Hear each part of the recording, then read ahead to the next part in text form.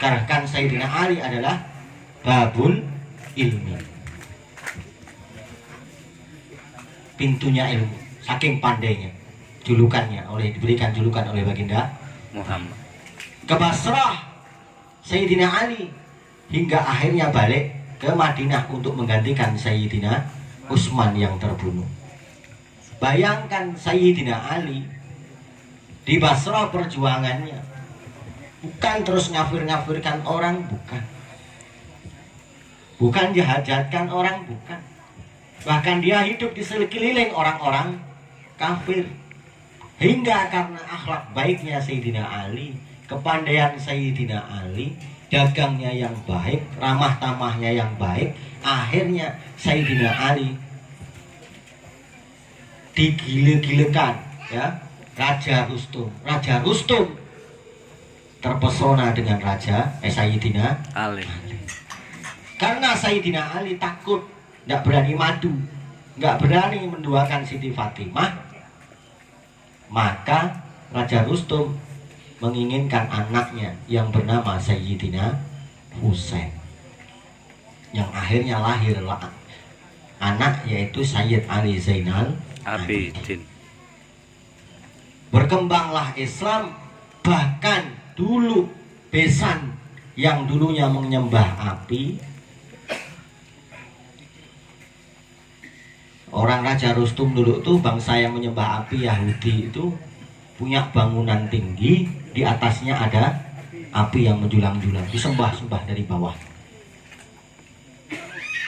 Karena kepiawaian dakwah Sayyidina Ali, hingga akhirnya Raja Rustum pun masuk Islam. Bahkan seluruh umat Raja Rustum, mayoritas orang Basrah, mayoritas orang Persia masuk ke agama Islam. Dan akhirnya oleh Sayyidina Ali bangunan itu dijadikan kenang-kenangan, apinya dimatikan, dan bangunannya disimpan di depan masjid. Bangunannya bernama Manaro. Sampai Rasul jenenge menara. Ceritanya asal usulnya. Saking pandainya Sayyidina Ali. Maka ada menara di mana-mana itu berkat Sayyidina Ali. Dipanggil Sayyidina Ali ke Madinah untuk menggantikan Sayyidina Utsman yang terbunuh. Akhirnya Sayyidina Ali pun dibunuh oleh Abdurrahman bin Muljam di saat berdiri melaksanakan sholat, ditikam dari belakang. Kan gitu pengecut, beraninya dari Belakang. Sayyidina Ali pemberani.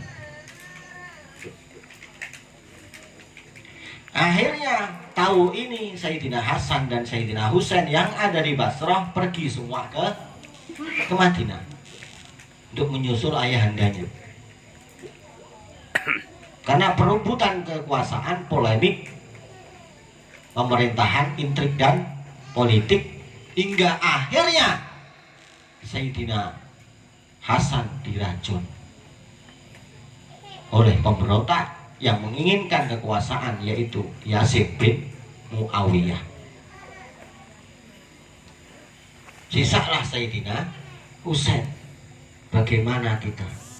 Udah, kita menyelamatkan diri, nggak usah menantang maut, tak usah menantang perang, mundur balik ke Basrah.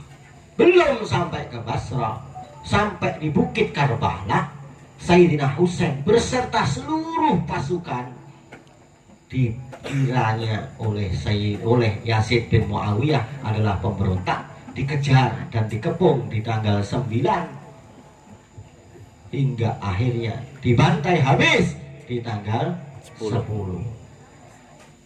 Kita yang tidak bisa membantu Sayyidina Ali dan keturunannya, Sayyidina Husain dan keturunannya, maka kita menghormat dengan jangan mengadakan rame-ramean. Jangan mengadakan acara-acara hiburan, jangan mengadakan kawinan, jangan mengadakan apapun acara kecuali acara doa untuk mengenang jasa-jasa para leluhur kita. Sampai seperti itu perjuangan para sayyid dulu.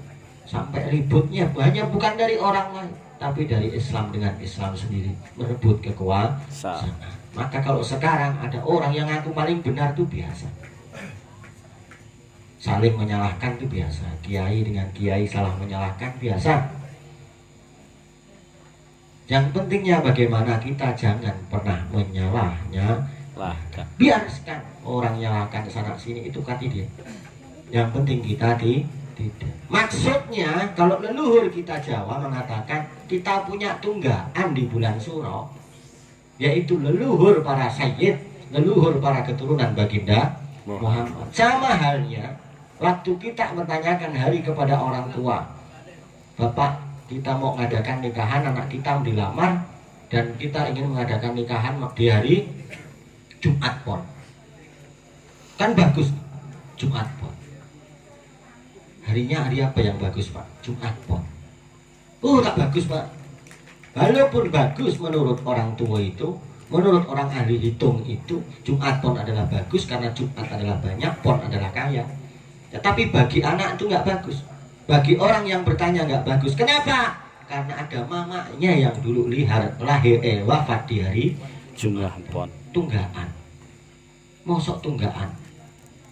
Dulu bapak mama kita mati di bulan itu, di tanggal itu kok kita pakai acara. Nggak hormat ini. Hilang berkahnya. Ini tanda hormat. Bukan tak berani bikin acara ini, acara itu. Nggak apa-apa. Guru Asad dulu juga bulan Muharram. Tetapi lebih baiknya hormat kita pada leluhur kita. Jangan bikin gawe-gawe, ya. Boleh dalam rangka haul, dalam rangka doa, dalam rangka sholawat. Haul bagi yang tak suka ya bid'ah. Tahlilan bagi yang tak cocok dan tak sepaham dengan kita juga bid'ah. Enggak ada gue dalilan kok di Quran, enggak ada. Tahlilan itu bahasa Jawa. Di Quran Quran ya muat pecah batu. Jawa kan gitu. Katok tinggo jenenge. Klambi tinggo jenenge klambenan. Jaran walaupun ora jaran temenan tinggo dolanan jenenge jaran-jaranan. Tahlil nek wis tinggo jenenge tahlilan. Yasin nek tinggo jenenge yasin. Nggih. Bahasa Jawa. Goleki ning Quran pecah badokmu sampean. Kok ngaji jangan setengah-setengah. Nek saya setengah-setengah ojo rokok cih tuku eceran mendelek. Ngaji deh separuh-separuh kan. Belajar lagi, boleh nyalahkan nanti kalau udah. Enggak usah nyalahkan. Bahkan PBS ini pakai baju hitam biar dia tahu atuh. Biar dia ngaku masih bodoh. Kalau masih bodoh biar belajar. Lu Pak Yasin ini 21 tahun mondok. Guru kita Pak Yasin, guru PBS ngabak. Di depan saya berani ngaku pandai dia. Kena tempeleng sama saya. Iya. Karena pandai gak ada habisnya. Yang paling pandai adalah Sayyidina Muhammad. Yang maha pandai adalah Allah Subhanahu. Jadi Pak Wakilan salah luput kedua. Al insanu makanul khotawan wanisian. Kenapa semua habisnya? Yang penting bagaimana kita diberikan sedikit oleh Allah ini bisa bermanfaat agar kita menjadi orang yang baik. Khairun nas anfa'uhum linnas.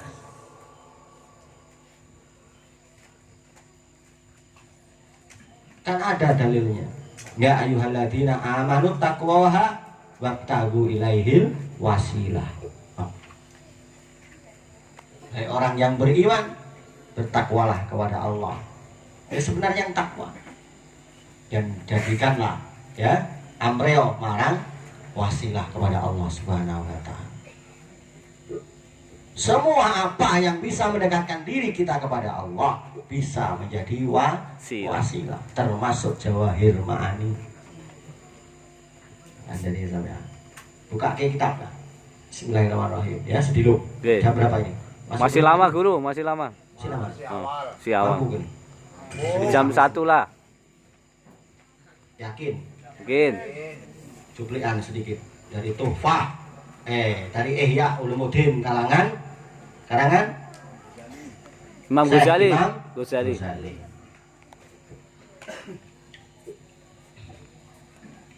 Kalau ikut tafsir Jalalain, wasilah adalah biimani bi Muhammadin sallallahu alaihi wassalam dengan keimanan yang tulus berkah Sayyidina Muhammad. Percaya kepada apa yang semua dipercayakan oleh kepada baginda Muhammad, kita meyakini bisa menjadi wasilah. Seluruh amalan apa yang telah diajarkan baginda Muhammad bisa menjadi wasilah. Kalau ikut di tafsir Sawi juz 1 Shahifah 372, seluruh ma yaqrabu ilaihi mutlaqan, barang semua apapun yang bisa mendekatkan diri kepada Allah bisa menjadi wasilah, bisa menjadi tangga tawasul kita untuk menyampaikan hajat kita kepada Allah. Contohnya ma yaqrabu ilaihi mutlaqan, apa contohnya? Nahwu sholawat ila Nabi Muhammad, sholawatan kayak kita bagi siang malam ini.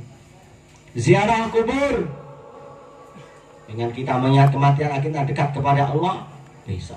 Manakiban, menceritakan kebaikan-kebaikan para alim, kebaikan-kebaikan para nabi, para waliullah, kebaikan Syekh Abdul Qadir Jailani. Wa min jumlati dzalik mahabbah anbiya illahi ta'ala wal awliya illahi ta'ala was sadaqah wa ziyaratu ababillahi wa kasirat du'a wa silatur rahim wa kasiratu zikri kulluhum wasilah. Bisa dijadikan wasilah. Ziarah makam-makam orang-orang yang dicintai Allah, ziarah wali songo, ya, ziarah kubu Sultan Aidrus, ziarah Pontianak Sultan Abdurrahman, ziarah Mempawak Sultan Habib Hussein, ziarah mana? Sabah Sultan Syafiuddin. Pegawai nih jemaah BBS bulanan 3. Ini semuanya bisa menjadi wasilah. Memperbanyak doa dan silaturahmi seperti ini bisa menjadi wasilah.